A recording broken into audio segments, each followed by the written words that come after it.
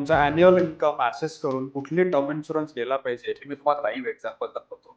एक 31 इयरचा एक व्यक्ती माझ्याकडे आलेला. त्याचं मंथली इन्कम 1.4 लॅक्स होतं.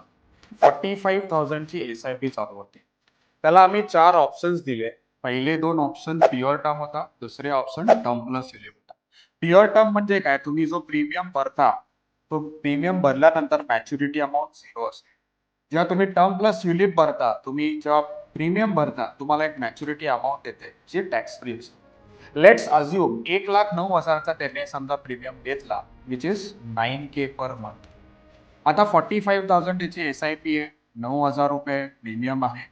म्हणजे साधारण 20% तो इन्शुरन्सला ॲलोकेट करतोय, विच इज फाईन. मी बघतो की लोक इन्शुरन्स इन्व्हेस्टमेंट प्रॉडक्ट म्हणून घेतात, which is completely wrong. Mutual funds वेगळं ठेवा, टर्म प्लस युलिप वेगळं ठेवा. या केसमध्ये तुम्ही जस्टिस करताय तुमच्या प्रीमियम्सला. This is proper allocation of funds. तुम्हाला टर्म इन्शुरन्स काढायचा आहे, हेल्थ इन्शुरन्स काढायचा आहे, तर फॉर्म भरायची गरज नाहीये. माझ्या टीम मेंबर अपूर्वाला तुम्ही डायरेक्ट कॉल करून इन्शुरन्स काढू शकता. नंबर तुम्हाला फ्लॅश होईल. थँक्यू.